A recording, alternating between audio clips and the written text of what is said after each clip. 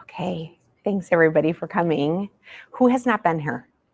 1, 2, 3, 4, whatever, Jack. Okay. Well, welcome back to those of you who have been far away for quite a while, and we are grateful that you're back. That makes me so happy. And thank you for new people that have come and for people that have brought people. I appreciate that too. So this month is cause and effect. So such an interesting idea, right?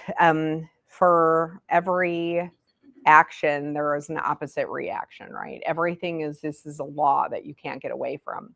And so, and karma seems to be built around this too. We have this idea that we do good works and then good things happen to us. We do bad works and then bad things happen to us.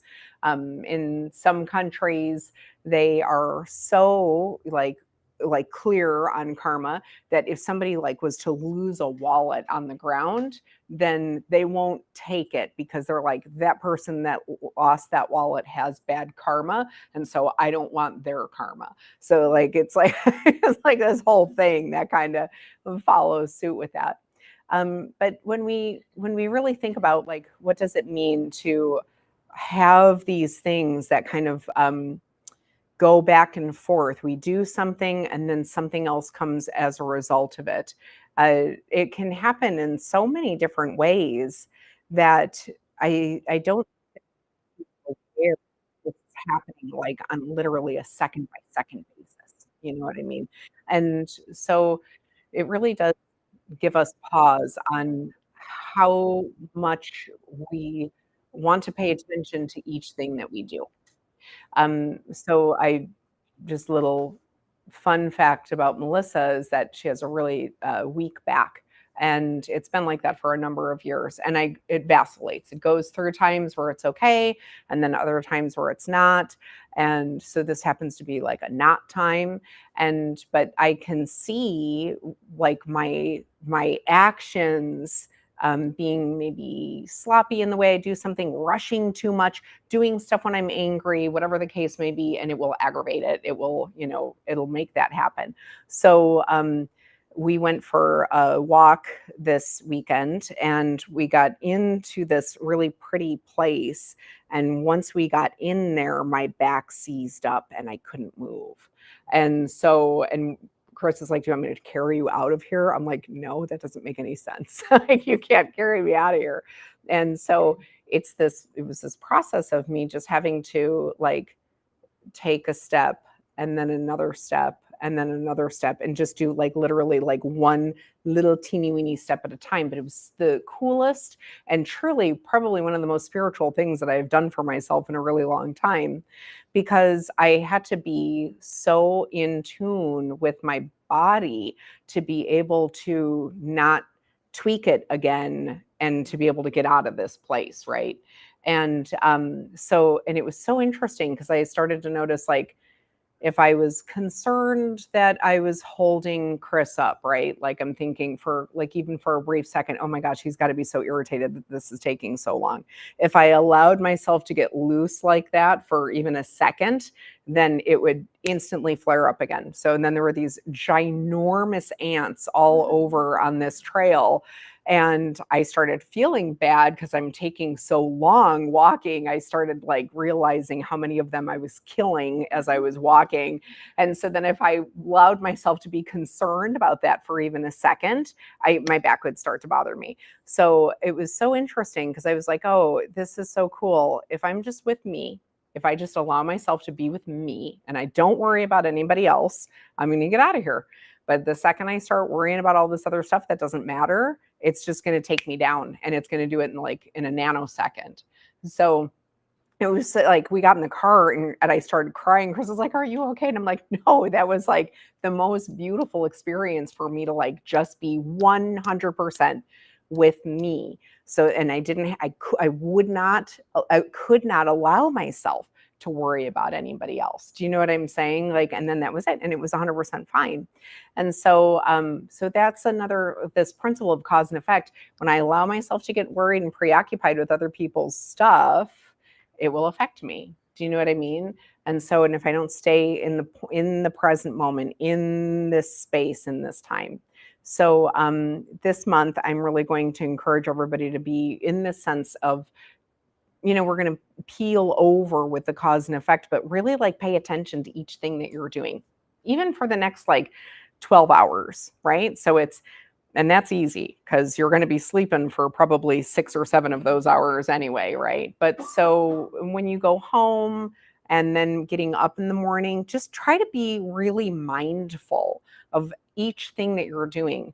If you have a beverage in the morning, so I drink a green tea in the morning. And so there's like the whole process is putting that together and just trying to be really mindful with it. And just try to be really slow and really deliberate and really mindful. Like I said, for like 12 hours, give yourself that little bit of a challenge and see what it's like so that you can see how each one of your actions is creating a reaction. Okay. So, and just kind of play with it. Let it be something cool that you can do. Okay. So that's one thing. The next thing that I want to make sure that everybody does tonight is we're really going to focus on our posture for our meditation tonight. Okay. So sometimes I'm like, yeah, you can go ahead and do this or you can do that. Tonight, I really want us to focus on this. I was thinking about this when I first started to learn how to meditate. I've told you guys the story before. The first like official meditation thing that I went to, that Geshe-la was very, I wouldn't say strict, but he had really high standards. Okay. And what was cool though, that he said that really did stick with me is he's like, if you start a sloppy practice, you will always have a sloppy practice. And I thought about that and I was like, I took that really to heart to the point where I was almost like insane and wouldn't cough and wouldn't do anything like that. I'll do that sometimes, hence the bad back. So I had to realize, okay, there are things that you can be loose about, but what we're really trying to do is we're trying to get this energy to flow up and down this central channel. Like that's the whole goal with meditation, is that central channel. So for those of you that have already heard this, I apologize, but we have these 2 channels. We have the left-hand channel, which is the Ida, and we have the right-hand channel, which is the Pingala. And these 2 channels, this is the feminine side, this is the masculine side, and they get out of whack. It just is. And then these channels kind of crisscross up through the chakras to the crown of the head.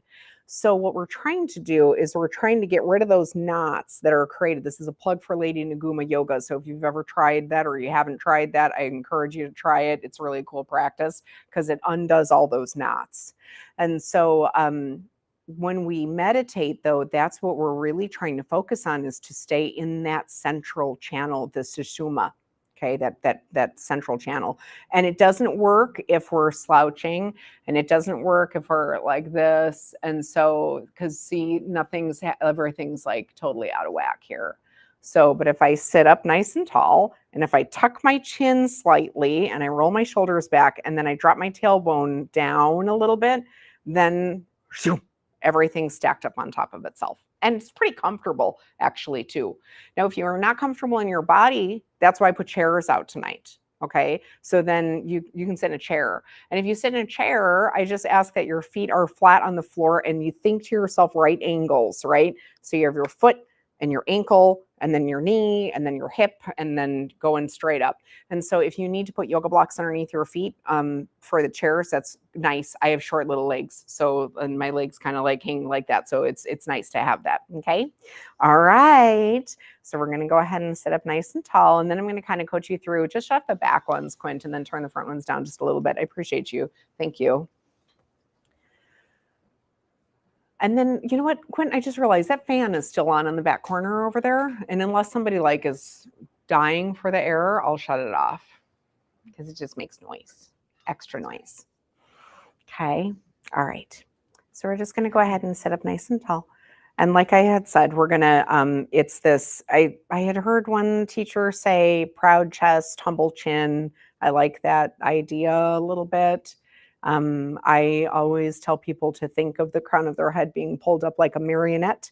And so if you think of a marionette, the string comes up to the top of the head and then everything else just kind of like goes straight down. So now we have some options with our hands, but tonight I'm going to kind of encourage everybody to do palms face up. Now you can do palms face up because we're going to receive tonight. So it's like this idea of receiving. If your palms are face down, then you're grounding. And if you feel like you need to be grounded, then go ahead and flip your hands over. I don't want to take that away from anybody, but if you can, go ahead and have your palms face up. Now, if you want to, you can do chin mudra with your hands, and that's just your index finger and your thumb barely touching. It's up to you, or not. It's entirely up to you. Now your eyes are softly closed. They're not pressed shut. You should be able to see just barely a little bit of light. And then make sure that your forehead is nice and loose and relaxed. Your jaw is nice and loose and relaxed. It's good sometimes to wiggle your tongue around in your mouth and then just let it rest and settle comfortably, making sure that it's not pierced up to the top or smashed down in the back.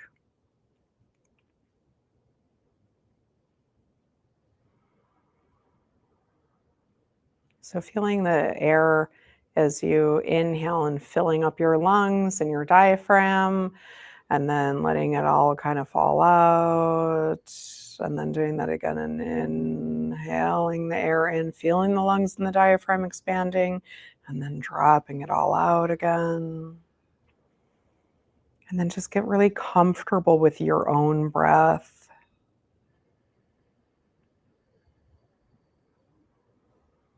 Just kind of almost, if you can, either focus on or imagine inhale, exhale, or in and out with your breath. If you were to do something like Kundalini yoga, if that's something that resonates with you, it's okay. Sometimes you can think Sat Nam with your inhales and your exhales. That's always nice as well.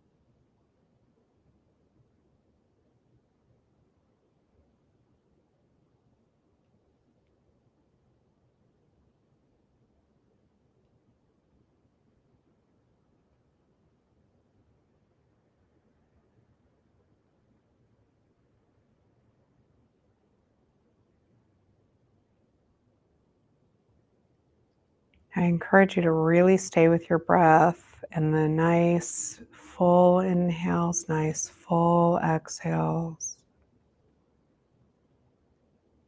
And that's at your own pace, whatever feels comfortable to you.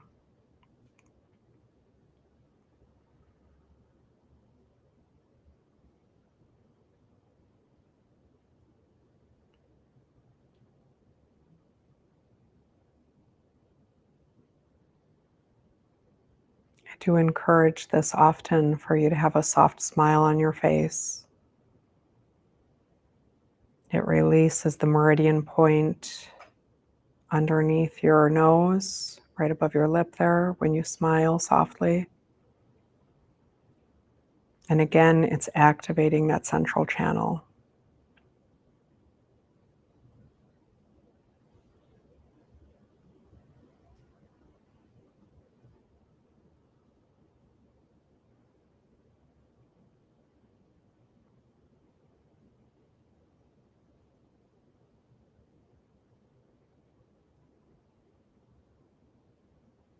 Now, the next thing is to go ahead and bring your imaginary gaze point up to where you think your third eye is.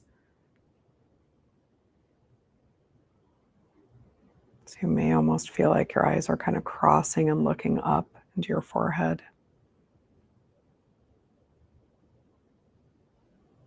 And then you can even pull it back in deeper, about an inch or two.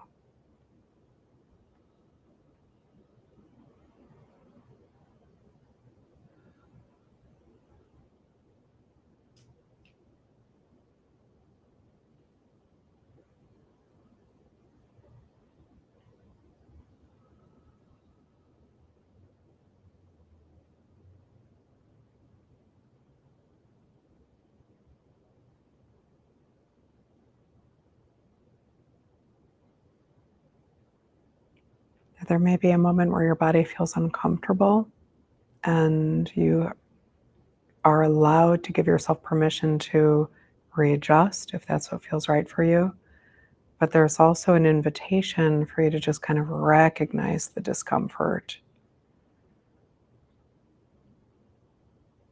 while you're staying with your breath in and out.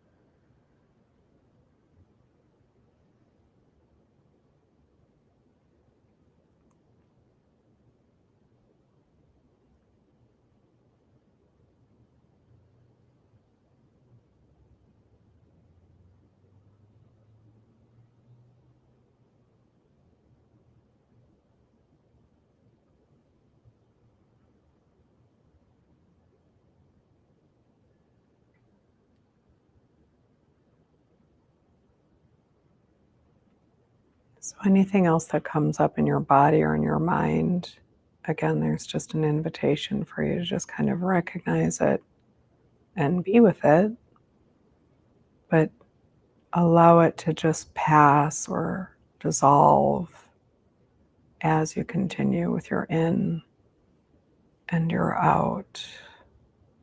Inhale, exhale.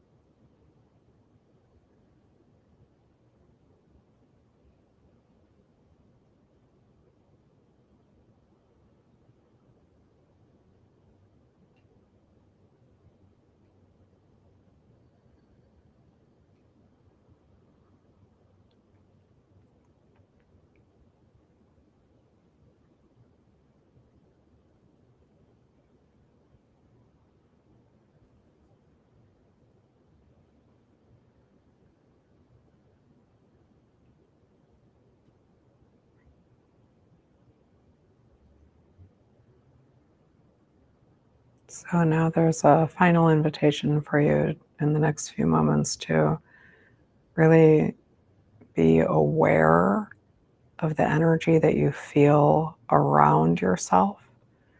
There are many people in this room meditating right alongside you, and just the sheer act of sitting in stillness has the potential to raise your vibration.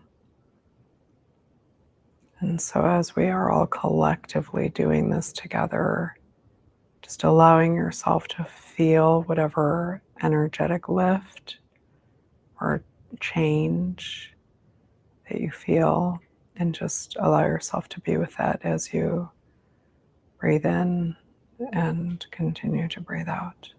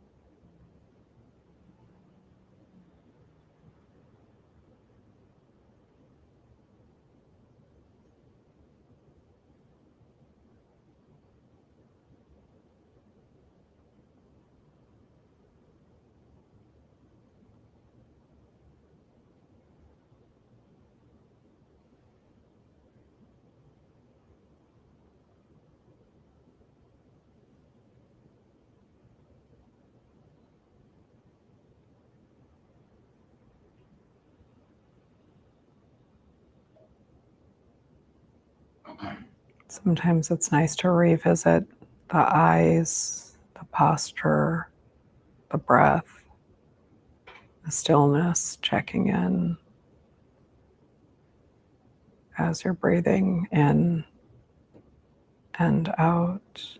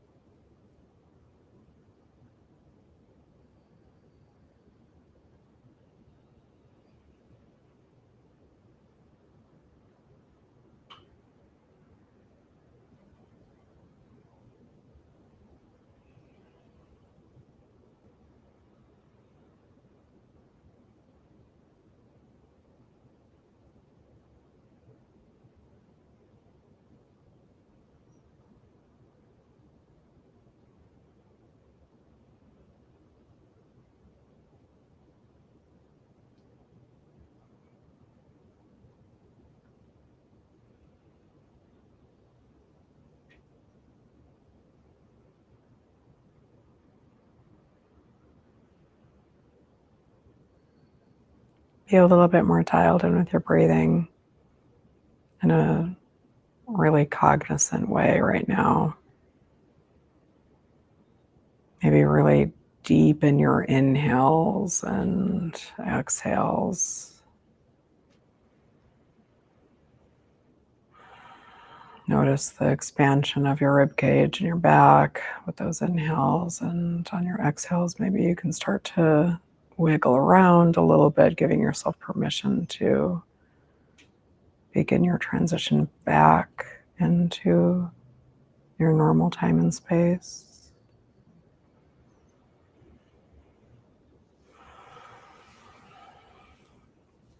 You can bring more and more movement back into the body, rolling the shoulders, the neck, head. And when you're ready, you can open up your eyes.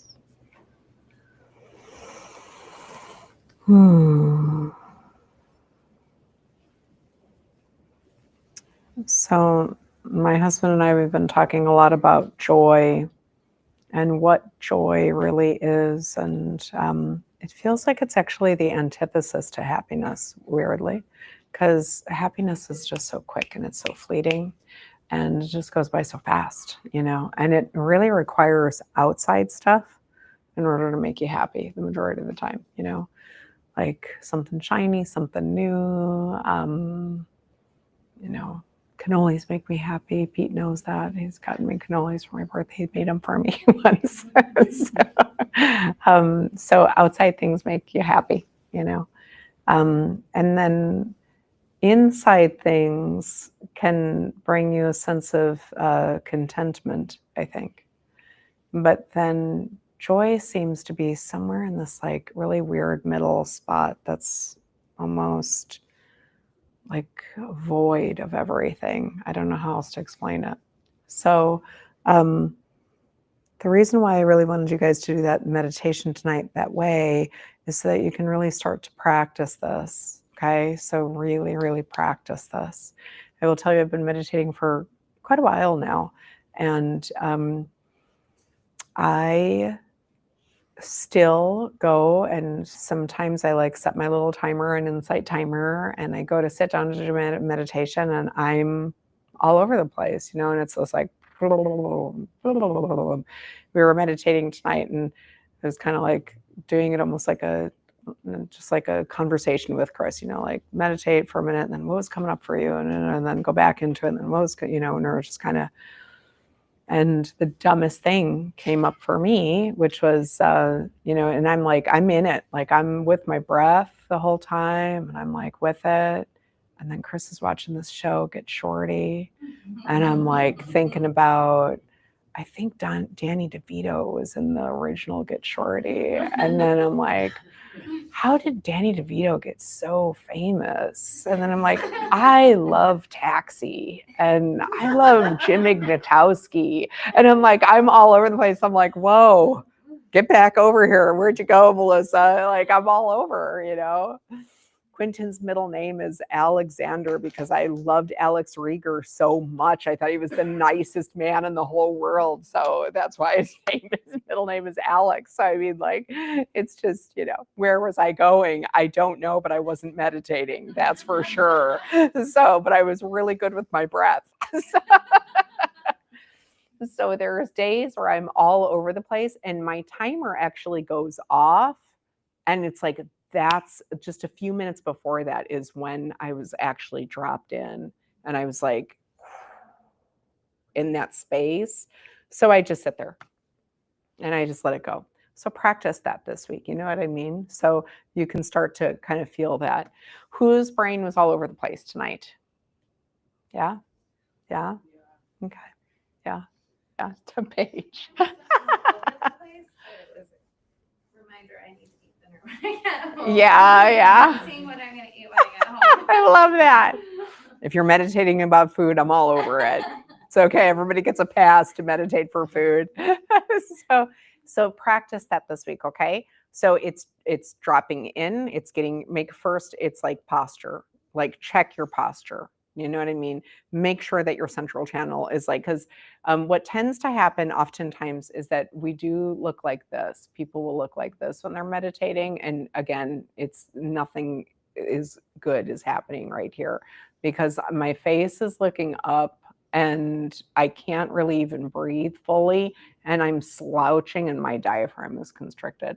So it really is just this like, and then pull it down. So even if you just have to keep doing that over and over and over again this week, just do that, okay? And then the hands, we've talked about this a million times, but for those of you that don't know, so we can do this, we can do this, we can do this. So there's lots of different things that you can do with your hands, okay? If you're feeling a little bit more feminine energy, then it's left hand under right, masculine right hand under left, okay? So, and it's nice if you can just barely have your thumbs touching because there's a little bit of prana that'll kind of jump between your two thumbs. Same thing with your index finger and thumb. They're barely touching, like hardly touching, okay? So, and because it's the same thing, there's like just a little teeny prana zip, zip, zip, zip, zip, zip that you want to have, all right? Okay, everybody, just in the way of announcements, it's a really cool month. Please grab a calendar on your way out. If you do not have one, we have Christina Rich's Archetypal Dance is Friday night. Then Saturday, we have a Goddess Circle. Then going further into the month, there is a class. One of the woman that she does readings and stuff for your astrology. She's very, very, very skilled and really crazy, crazy, crazy skilled. And she's coming up to teach a workshop here on the 21st and 22nd on how to get like the Venus energy to be your friend. And Venus energy is all about love and money and, you know, all the shiny things that you think of with Venus. And so if we want Venus to like us, then come to that workshop because Nestle is brilliant and she really will. And the little things that she tells you, it's so crazy. So she, it's a Saturday, Sunday class. You do not have to attend both of them, but understand like the first day she's going to help you read your chart.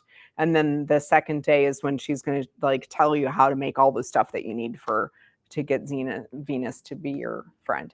And then Japkar is doing a gong thing this month too. So there's just a ton of stuff coming up. Do we have any spots left for kids camp? We have like 2 spots open for the Monday, Wednesday, Friday class. Okay. All right. So that's the older kids, ages 9 through 12. Mm-hmm. Yeah. So, but the Tuesday, Thursday little kids class is completely filled. Okay. All right. Okay, everybody. See you next week. Thank you.